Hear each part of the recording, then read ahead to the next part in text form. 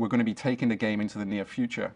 And for me, and for working at Treyarch, initially having worked on 3 World War II games, when we did the first Black Ops game, we actually got the opportunity to set it in a different time period, which was during the Cold War.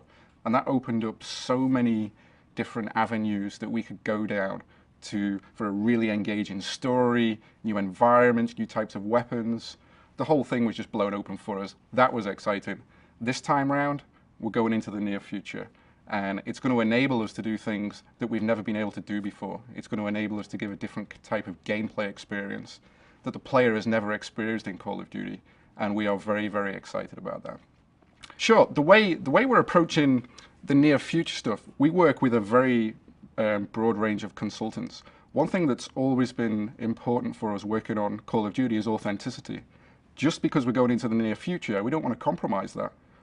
All the stuff we've been working on, we've actually consulted with a gentleman called Peter Singer, who's a senior fellow at the Brookings Institute. And his specific job is to figure out for our government what is going to be happening in the next 10, 20 years. So he's the guy who's immersed in all the things that are getting prototyped right now. He knows the technology, he knows the geopolitical circumstances of the world and everything that's going on. And we are working with him to figure out what this stuff is really going to look like. So what you're going to see in the game is technologies that are being prototyped right now, but taken to the next level, giving you types of experiences which you never have seen before, weapons of a power that you may never have seen before. When you actually hear Peter talking about it, and you see how excited he gets, and he tells you about how he's talking to, government officials about this, he's talking to world leaders of other countries, he's talking to people all over the world about what's going to be happening in the next 10, 20 years.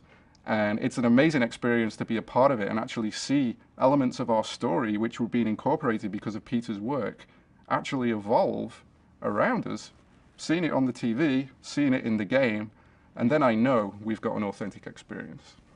So on Call of Duty Black Ops, I got the opportunity to work with David Goyer, who actually wrote Batman Begins, Batman the Dark Knight, and is currently writing the latest Superman movie. And I got the opportunity to work with him as a consultant on that game. An amazing creative experience. He's so smart, he's so humble, comes up with amazing ideas, and one of the best collaborations I've actually ever been involved with. As a result of that experience, I knew I had to work with him to make the story of Black Ops 2. And David has been very excited from the start about working on Call of Duty and working with Treyarch, and he was all for that. So we have actually created the story for Black Ops 2. Myself and David have created it right from the start. And that has opened up more potential than we've ever had on a Call of Duty story before. And to me, it's one of the most exciting things about the project, to have somebody of his caliber and experience actually creating our story. It's pretty amazing. And in terms of the structure and complexity of what we're doing with the alternate story outcomes, where you as the player are the story. You choose how it's going to go. You choose who's going to live and die by your actions, and you ultimately will succeed or fail at your overall mission for the game. That wouldn't be possible without David's involvement, because he can hold this vision in his head. He's smart enough to process all this stuff, figure out all the alternate things that are going on, and come up with plausible ideas about why the choices that the player makes are actually meaningful, whether that's actually a moral choice or a choice to do with the mission, because choices and alternate paths in stories are all very well, but it has to mean something.